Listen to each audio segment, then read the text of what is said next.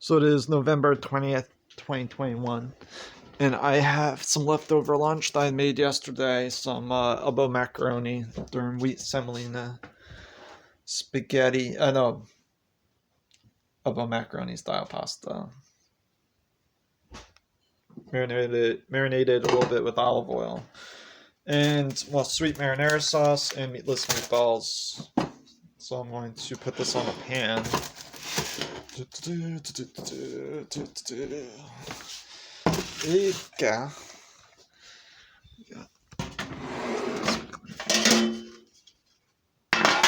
See that?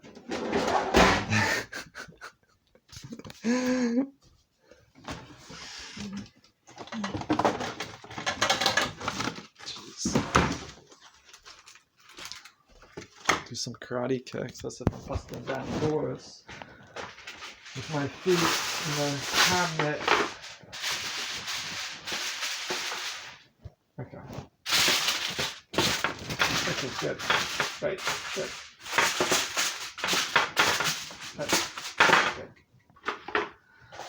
Okie dokie. Oh, still recording, good.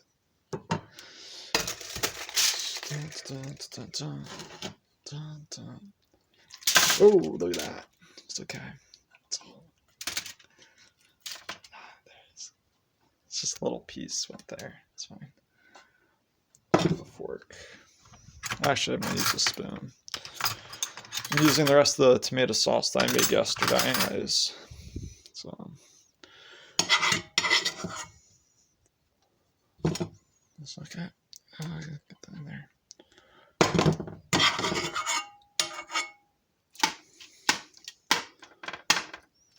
It's good.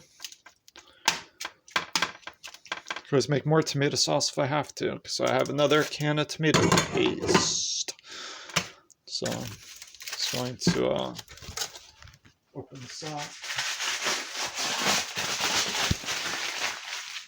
Make sure no pieces of foil get anywhere.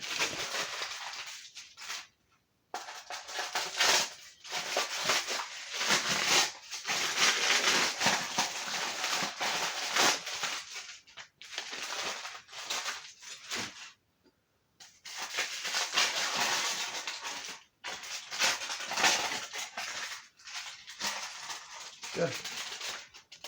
Still very good and smells absolutely amazing. Very good.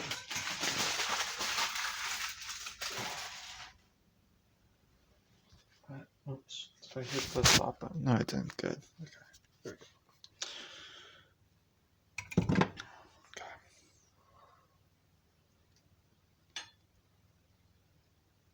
Let's use the rest of it. Makes it easier to digest, so I have to use all of it that's there. It's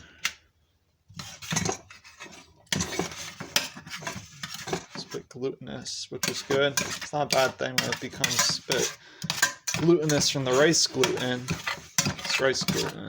Yeah. I mean, this is not gluten-free because the pasta, if I had used a gluten-free version of pasta, then it would be 100% gluten-free vegan. No matter what, it's always 100% vegan with me for the past 18 years. But when it comes to, let's say, gluten-free stuff, I just have to swap the pasta in this recipe. Everything else is...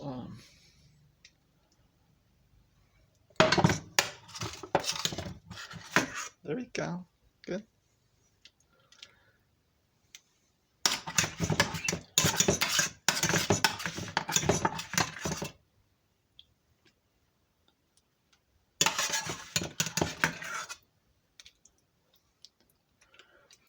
Now, rice is gluten-free in the context of, whether or not something is gluten-free based off of the allergen of wheat-based glutens like bulgur wheat or durum wheat.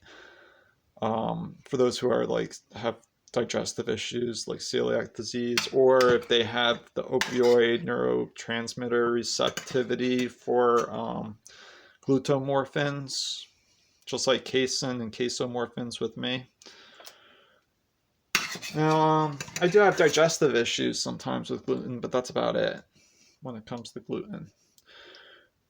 And that barley malt, white vinegar, barley grain, barley is considered, falls under that category within the wheat gluten as well. You know, that's not a gluten-free product. Whereas rice gluten is considered gluten-free in the context of what I was describing as the allergens. But there are people who can become allergic to rice as a staple food, and let's say if they have a dominant genetic trait for, you know, that region of the world where it's a major staple food, like in Asia, they can develop asthmatic conditions from or symptoms after eating rice products, because it's a heavily used staple grain there in Asia. So there's a higher population correlated with that in Asia for those who develop, let's say, asthmatic conditions from eating rice products, because it's a major staple there. Just like here in the US, it's gluten, usually wheat-based products. I don't know what it's going to be like in the next 200 years with the way things are, you know. These, you know, because of that whole staple food type thing. That's why I like to change it up once in a while. Who knows? Okay.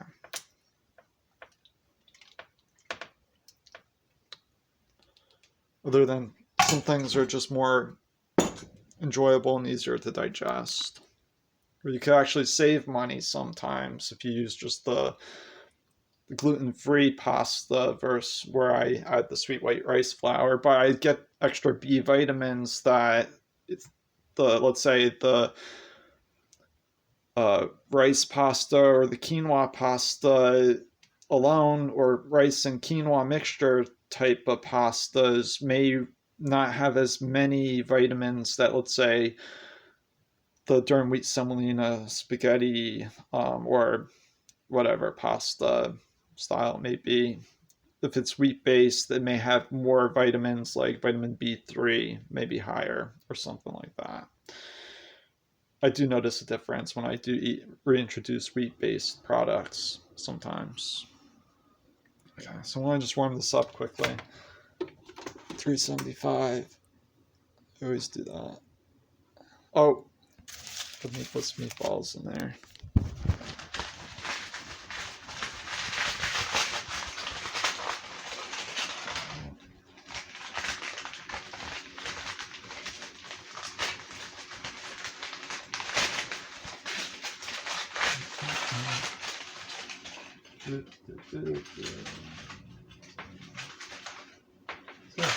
Same amount as yesterday. Just 3 is good enough. This one serving amount that I make for myself. Okay.